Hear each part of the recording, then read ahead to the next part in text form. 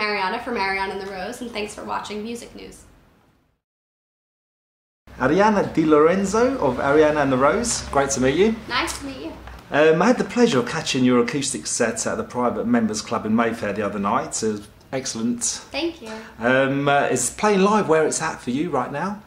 I mean, I love playing live, and I think what you had seen was an acoustic set, which is so fun for us because it really gets to show the songs off, and I feel like, I mean, electric is absolutely, you know, what you strive to play all the time because it's your record, but there's something about playing acoustic too that I feel like lets people really hear the musicality of it and hear that the songs are, you know, well written and they're not just sort of a whole bunch of cool sounds too. So I think I just love playing live regardless of what form we're playing. Yeah, good stuff. You're an Italian American from Long Island, New York. Is that particularly a creative place for you?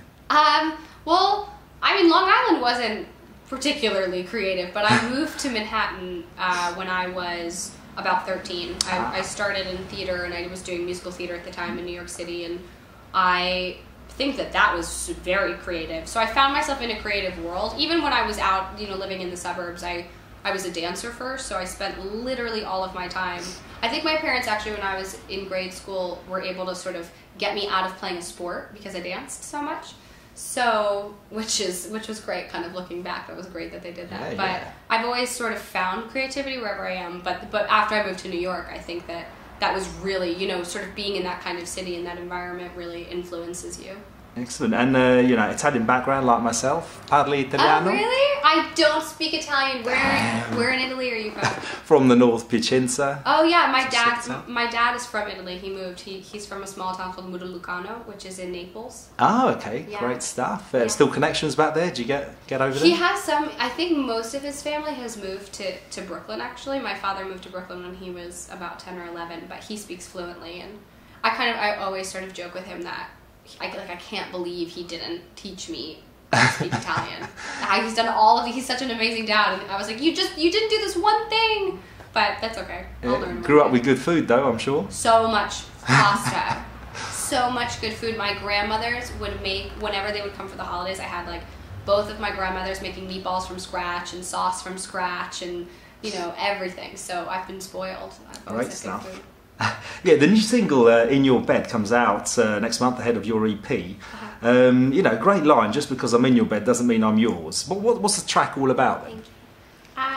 It's, you know, I wanted to write something super simple, and I co-wrote the song with a really amazing writer and producer named Kyle Kelso, and we were both sort of, I think I was kind of riffing off of feeling like there was some music and people talking about that topic in ways that were on two ends of the spectrum, that you sort of had some people talking about it, you know, in a kind of very vulgar way for shock value, and then you had some people sort of addressing it, but in this very kind of chaste, you know, kind of let's maybe not talk about it way. And I said, you know what, I think that someone should be addressing this kind of the way that it really is, and how girls can be classy and also sort of have power in that sort of situation. And we were talking about it, he was like, yeah, and we were going back and forth on In Your Bed, and I just sort of said the phrase, and that was kind of how we wrote the song. Yeah, no, it's a great tune. Thank you. You've had comparisons to Lady Gaga. You know, you've been played Born This Way ball. Is that sort of justified, do you think? And, you know, has she been an inspiration? Is it justified? I mean, I don't know if it's justified. I hope so. I think that she is so committed to what she does and is such an icon and has truly an amazing fan base. I think that the thing about Lady Gaga is that her fans are loyal to the very end, and I think that that's something that I aspire to have. And I think that, you know, doing dance music, you're bound to get some comparisons, and we're both from New York and Italian. I think that the story has a lot of comparisons. I wouldn't say that the music is exactly similar, but I'm happy to be in a conversation with anybody that's had the kind of career that she's had.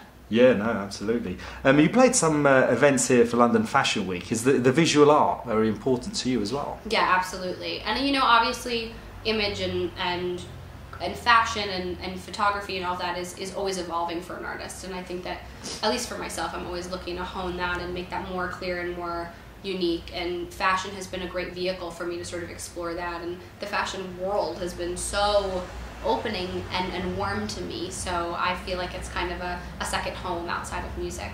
Great. You seem to be showing up at all the right parties and places, London, New York, Paris. You appeared in Paul McCartney's Queenie Bee video with Kate Moss, Johnny Depp, Sean Penn, Meryl Streep, Jude Law. You have Mario Testino as your photographer. How are you so well connected? Thank you. Well, actually, I have a really amazing team, and I have people that have been so wonderful to sort of come on board and support me, and someone like Paul Lesser at The Guardian who was willing to kind of write about me and the project before we kind of even had everything starting, and I've been just really fortunate to have some people kind of take a chance on me as an artist, which is something that I really appreciate and is huge for me. I'm very grateful for that. Good. Well, you've had Madonna's video director brother, Christopher Ciccone, brought in to direct In Your Bed video. Is that a good experience, and is Madonna a particular influence for you? Yeah, it was an amazing experience. Christopher is so specific about how he works, and I felt so taken care of during that music video shoot.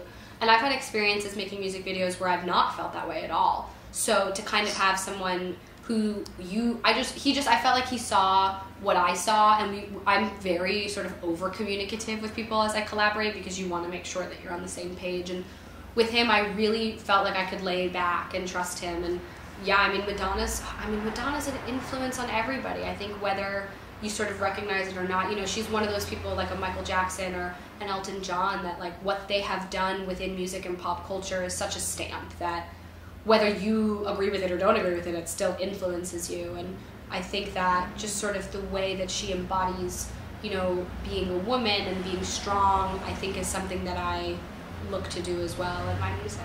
Yeah, who else inspires you? Who else inspires me? I'm a huge Alanis Morissette fan. I think that she's really great, awesome.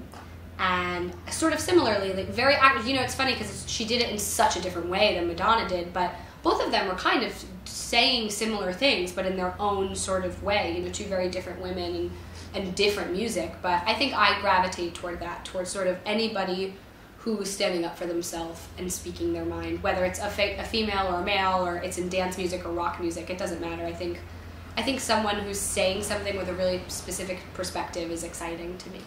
Great. Pop-inspired mainstream melodies made for radio. Is that what you set out to achieve? Yeah, what I really set out to achieve was kind of combining my two loves of dance music as well as singer-songwriter music, and which is another reason why I think an acoustic set works well with our kind of music, because I come really from a singer-songwriter place, and I play piano and I write everything on acoustic instruments, and I think that I made a whole lot of bad music to kind of try and find my way, and I made things that weren't right for a really long time to find the marriage that I felt like really put those two together, and that's kind of what's resulted in something that I'm told sounds unique, which is such an amazing compliment to feel like, okay, I've been kind of exploring and looking to find this marriage of dance and storytelling, and I feel like I'm starting to find my way and really hone that and make that even better. Yeah, unique and pleasantly familiar too, which is great. You. But you learned ballet, tap, jazz, hip hop from an early age, musical theatre, performing arts school. You laid the foundations well. Has this always been your master plan? I wish I could tell you. Yeah, absolutely. I've been planning this since I'm 4. I think that I love live performance, and I think that, which sort of answers your question from earlier, and I love theater. I love performing for people and connecting for them live, and I think that that's what I always craved, even when I was young. So at first it was with dance, and then it was with theater, and then it was with acting, and then it kind of segued into singing. And I think that it's just that, like, loving that connection with an audience. And music has been, for me, the most cohesive way for me to sort of have that as an outlet. And I would love to go back to theater, one day, but for right now, music is my where it's at. My time. I'm looking forward to the album release as well. So, what can we expect there? Well, the EP you mean the EP that's coming out in March? And even going an forward. album. Yeah, absolutely. Well, I'm in the middle of writing that album right now, which has been really fun to sort of go back after making this EP, which I felt like was the first time I was finding my footing and going out and playing the EP and playing for audiences and getting a response and seeing what works and what doesn't work. And I think that the album is an offshoot of the EP for sure.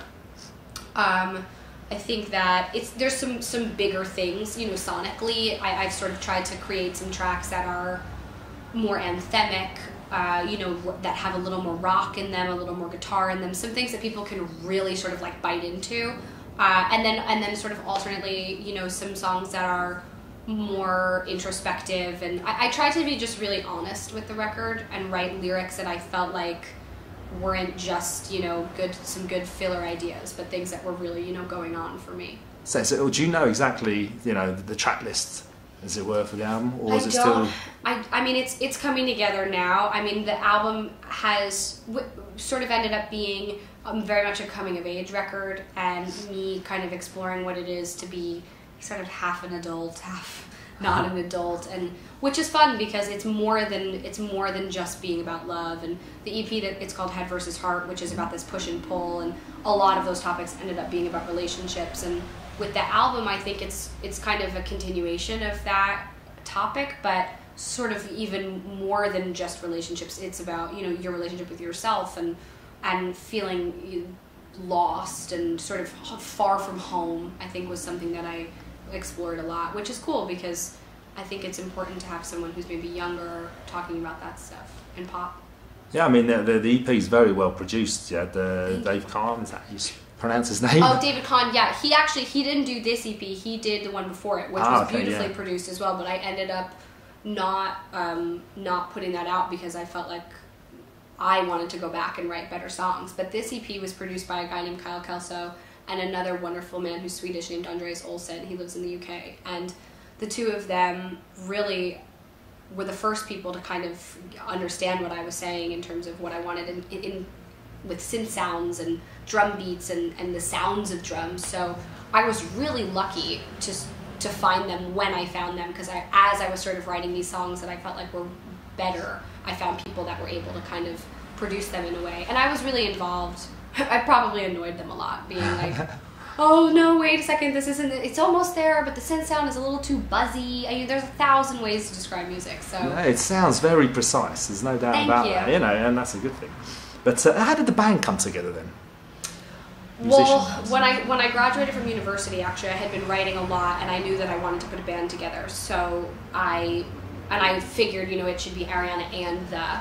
I'm a fan of artists like Marina and the Diamonds and Florence and the Machine, and I just liked their setup. I liked that they were in mainstream pop but could kind of go a little more left of center if they wanted, and that the music was played live with a band. So that was sort of where the idea came from. And then, you know, we like have picked up and dropped off different members along the way. My guitarist and my bassist have been with me for about 3 years. And I have 2 drummers actually at the moment that's kind of like circle out. They both, you know, we're musicians in New York, which is like often you end up playing in a lot of different projects. And I've been really lucky to find 4 guys that, you know, love pop music and love being a part of it. And, you know, my synth player, he's been with us for about 6 months, and he's so talented. And I'm really lucky that I found such good guys to be a part of it. Yeah, but why the rose? Does that symbolise something for you? Yeah, my grandmother's name is Rose. So when I was starting the band, I had a couple terrible names. I thought I'd be like Ariana and Starfish or something really bad. And a friend of mine said, well, why don't you just name it after you, after your family? And my middle name is Rose. My mother's first name is Rose. I have like all of these Italian cousins. All of their middle names are Rose. Even my dog's middle name is Rose. It's a lot. And so my grandmother would call her Rose Garden. And I was very close with her, so I wanted to kind of make a little bit of a nod to my family, and they're really supportive. So it's cool because it's, you know, I kind of get to like carry on the family name in a sort of way. Excellent. Yeah. When can we next see you live in the UK then? Next, see us live. Well, I would say probably in the springtime we'll come back. We just wrapped up a little mini tour that we've been doing, and we will hopefully come back, maybe touring, and definitely in London playing a few shows. Any festivals sort of planned? At the moment, no, but there's a couple things in the works for some later festivals, like, you know, September, October, and definitely, you know, we're in the middle of working out some opening slots for some acts in the fall. Superb. Well, I look forward to it. Thanks a lot for your time. Anything else to say to Music News watchers? Thanks for listening to the music. Great stuff. Thanks a lot. Cheers. Thank Thank you.